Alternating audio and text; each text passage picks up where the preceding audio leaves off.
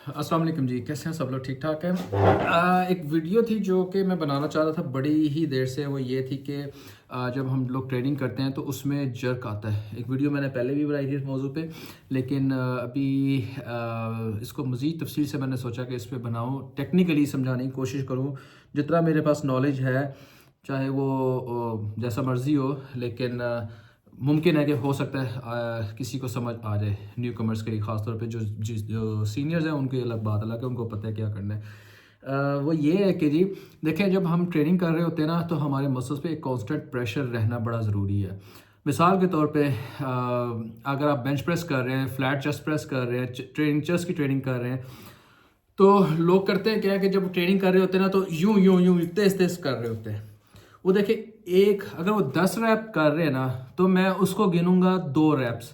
उसकी वजह ये कि जो एक मसल पे जो प्रेशर बिल्डअप होता है, वो एक बड़े शॉर्ट टाइम, बड़ी शॉर्ट रेंज, 20% अगर 100% रेंज है, तो उसमें जो लोड होगा, जो आपके मसल पे लोड पड़ेगा, वो 20-30% पड़ेगा।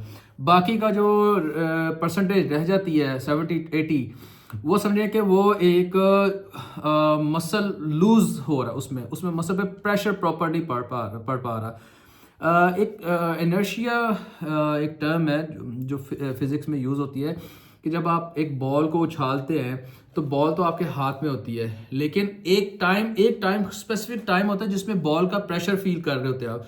उसके बाद बॉल का प्रेशर रिलीज हो जाता है और वो आपके हाथ में तो होती है एक सर्टेन टाइम तक, जब तक आप थ्रो नहीं करते। लेकिन वो दरअसल ना अपनी जो एक पावर, जो एक वेट होता है ना, वो लूज कर देती है। वो क्या होता है कि वो एक आप थ्रो करते हैं, तो वो एक एक इनर्शिया चल रहा होता है, जिसमें वो हवा में आपके एक्चुअल हाथ में वो फील खत्म हो जाती है, और वो एक माहौल के साथ, एक फ्लो के साथ वो चल रही होती है, जिसमें वो अपना एक्चुअल वेट लूज करके वो हवा में एकदम से दरअसल ना वो होती है। तो उसमें क्या होता है कि शुरू का तो जो उसका पावर होती है, वेट होता है, वो तो फील होती है, उसके बाद वो लूज कर जाती है। जैसे स्पेस में लोग होते हैं, हवा में तैर रहे होते हैं, उनकी अपनी वेट कोई नहीं होता। तो इसी तरह ये होता है कि जब आप ट्रेनिंग कर रहे होते हैं, तो जब आप कोई भी ट्रेनिंग है, शोल्डर्स की है या कोई भी और मसल ले लीजिए, वो एक ख़ास जिस तरीके से ट्रेनिंग करते हैं, वो छोटा सा एक टाइम होता है जिसमें आपका मसल लोड में होता है, उसके एकदम से लोड खत्म हो जाता है। फिर जब लोड दोबारा ऊपर से नीचे रेंज, मिसाल के तो शोल्डर प्रेस कर रहे हैं, लोग करते हैं यूं यूं यूं कर रहे हैं, मतलब जर्क आ रहा है और एक तेजी में चल रही सारी चीज़ें। यहाँ से लेके यहाँ तक तो आपको फील होगा वेट, लेकिन इसके ऊपर जब जाएंगे, वो वेट अपनी एक्चुअल जो वेट है वो खो देगा, वो हवा में होगा, वो स्पेस में होगा। इसको करने का जो बेहतर तरीका है कि आप अपनी रेंज को, आप अपनी पेस को कंट्रोल करें। मिसाल के तौर पे, अब ये मिसाल के तौर पे ये पानी का ग्लास है, रेंज क्या होनी चाहिए, जो पेस जो होनी चाहिए वो ये होनी चाहिए। आपने वेट को पकड़ा, मिसाल के तौर पे मेरे पास कोई चीज़ नहीं है, पानी है, थोड़ा सा पी ले तो गिरे ना ताकि। अच्छा, ये मैंने फर्स्ट किया शोल्डर प्रेस लगा रहा। अब करना क्या चाहिए कि आपको बजाय इसके कि तेजी से इसको करें, इसको आराम से करें, ताकि जो पानी का, जो ग्लास का जो वेट है, वो मेरे शोल्डर पे मुसलसल कांस्टेंट प्रेशर देता रहे, और जब जाके रेंज खत्म हो तो भी प्रेशर मेरे, और जब नीचे आ रहा हूँ तब भी प्रेशर है। जो ये एक वेट है, मिसाल के तौर पे 5 किलो वजन है, ये 5 किलो का वजन है, 5 किलो का 5 किलो ही हो, बल्कि इसमें और इजाफा ये होगा, ग्रेविटी अपना काम करना शुरू कर देगी। ठीक है, तो वो मिलके 5 किलो से मिलके आप इसको एक जो गायबाना जो वेट है, जो कि ग्रेविटी का अपना वजन है, वो भी उसमें शामिल हो जाएगा। तो वो जो मसल पे जो लोड है ना, वो एक मसलसल बरकरार रहेगा। और आपके जो मसल, मिसाल के तौर पे 5 मसल फाइबर्स हैं, 5 मसल्स जो सॉरी 5 मसल्स के पिलर्स हैं, वो पांचों के 5 पिलर्स जो है ना, वो सपोर्ट कर रहे होंगे उस वेट को। जब तेजी में करते हैं ना, तो 3 या 2 अंदर से मिस हो जाते हैं, तो पीछे 3 मसल या 2 मसल काम कर रहे होते हैं। तो उसमें आपका समझे कि आपने 10 रैप लगाए हैं, तो 10 में से आपके फायदा जिनका हो रहा है, वो हो रहा है 3 रैप्स का फायदा हो रहा है।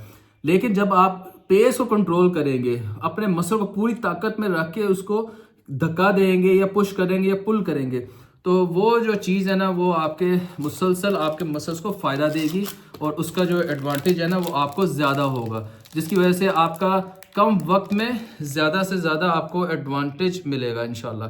तो इस तरीके से आप ट्रेनिंग को करेंगे तो आपको ज़्यादा फ़ायदा होगा और आपके मसल्स पे प्रेशर ज़्यादा बिल्डअप होगा। जो काम महीने में होना होगा वो 20 दिनों में होगा, 15 दिनों में हो जाएगा।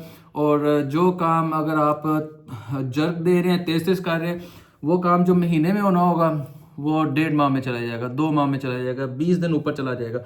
क्योंकि आप प्रॉपर मसल को फील नहीं करवा रहे, आप प्रॉपर मसल पे प्रेशर नहीं दे रहे।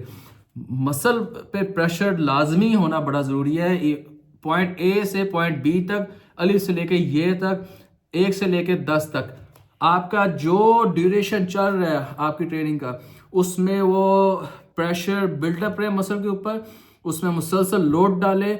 इवन के जैसे जैसे आप आगे जाते जाएंगे रैप्स की एंडिंग की तरफ, वो प्रेशर बिल्डअप होते होते वो 2 गुना इजाफा फील होने लग पड़ा, क्योंकि मसल फटीग हो रही है, मसल प्रेशर पड़ रहा है, आपके मसल पे जोर पड़ रहा है। तो शुरू में जो इजी लग रहे थे उस वेट के रैप्स, वो 5 के बाद जाके मुश्किल होना शुरू हो जाएगा, वो मल्टीप्लाई हो जाएगा वजन, अपने वजन के साथ, अपने जोर के साथ। तो वो जो इजी था वो टफ में हो जाएगा।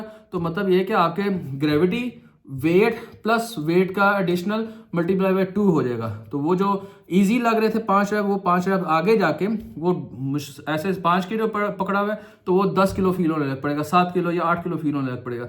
इसलिए ये जो प्रॉपर ट्रेनिंग है, इसको ख़ास तौर पे फोकस, इंटेंसिटी और उसकी टेम्पो, उसका जो रेंज है और उसकी जो प्रॉपर फील है, ये 3-4 चीज़ों पे जब आप तवज्जो देना शुरू होंगे, आपके मसल्स पे ज़्यादा से ज़्यादा जोर लगने लग पड़ेगा।